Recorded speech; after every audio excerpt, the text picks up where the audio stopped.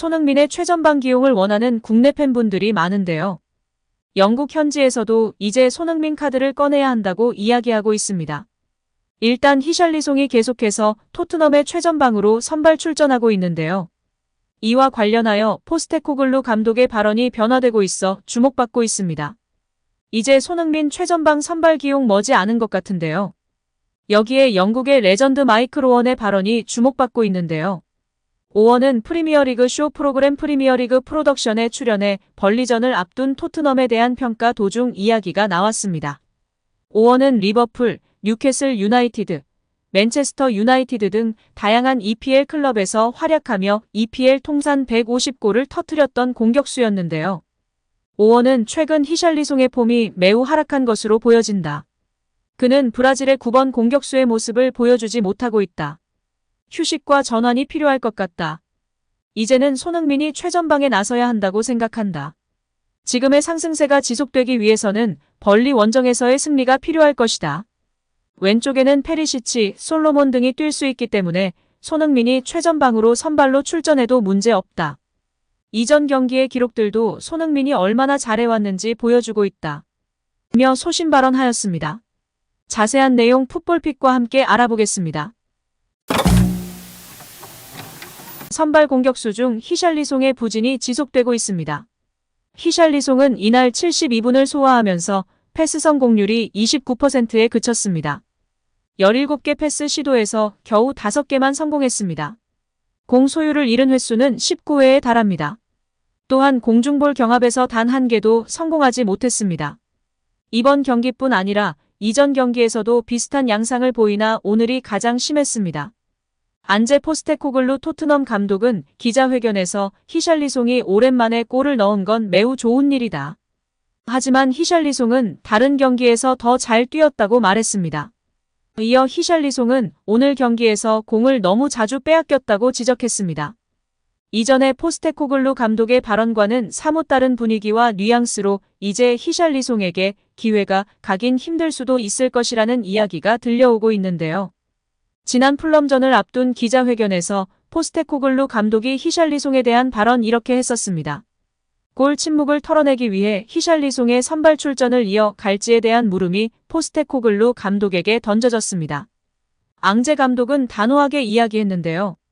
그는 히샬리송의 컨디션 유지나 골을 넣어 자신감을 회복하라고 계속해서 출전시키는 것이 아니다. 나는 승리할 수 있는 팀을 선택한다. 히샬리송이 승리하는 데 도움이 될 것이라고 판단되면 나는 그를 투입할 것이라며 난 단지 그의 개인 목표에 도움을 주기 위해 투입하진 않을 것이다. 나와 함께하는 선수들은 나의 철학을 이해하고 있다. 그것은 팀 정신으로 운영되는 것이라고 강조했습니다.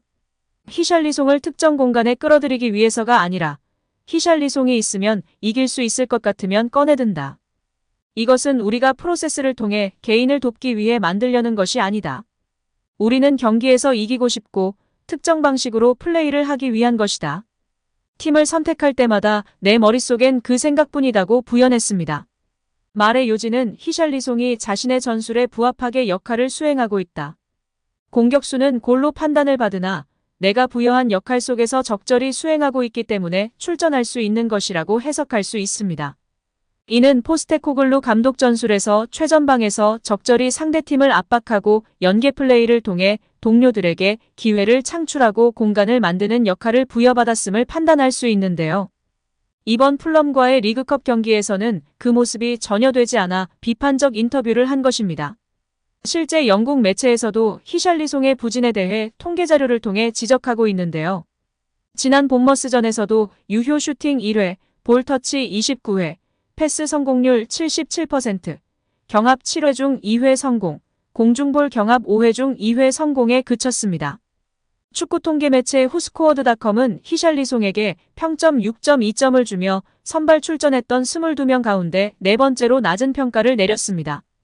특히 이날은 남은 시간 손흥민 최전방으로 옮겨간 후 키패스가 2회 나왔고 볼터치도 70회 이상 가져가면서 적은 시간에 훨씬 많은 공격 기회 창출을 이뤄냈다는 점에서 언론 및 팬들의 찬사를 받고 있습니다.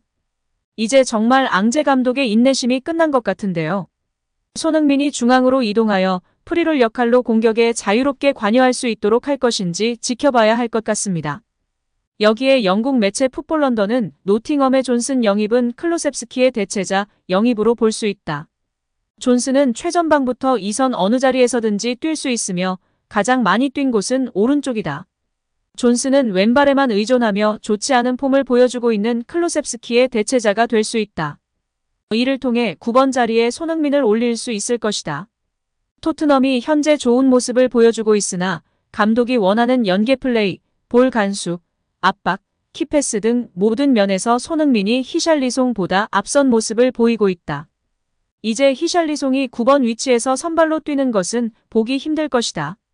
토트넘이 이러한 상승세를 타기 위해서는 골을 더 많이 넣어야 하고 골을 넣기 위해서는 9번 자리에 손흥민이 있어야 손흥민의 장점이 배가 된다는 사실을 포스테코글루 감독도 알고 있다.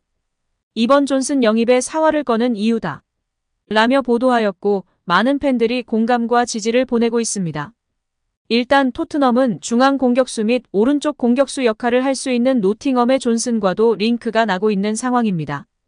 영국 매체 타임스는 29일 토트넘은 존슨을 영입하기 위해 5천만 파운드, 약 834억 원을 지출할 계획을 세웠습니다. 노팅엄과 합의점을 찾아가고 있다면서 존슨은 브렌트포드 이적보다 토트넘 이적을 선호한다고 전했습니다. 또한 영국 매체 텔레그라프는 28일 토트넘은 브레넌 존슨 영입을 위해 노팅엄 포레스트와 협상을 시작할 예정이라고 전했습니다.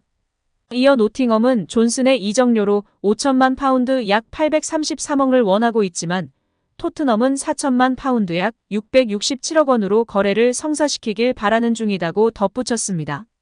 이어 안제 포스테코글루 토트넘 감독은 해리 케인을 바이에른 뮌헨으로 떠나보낸 후 대체 공격수를 찾고 있었습니다. 토트넘 기존 공격수 히샬리송은 2023년도 시즌 개막 후 잉글랜드 프리미어리그 3경기에서 단 1골도 못 넣었습니다. 이에 따른 결과로 존슨 영입을 추진한다고 설명했습니다. 히샬리송 부진이 뼈아픈데요.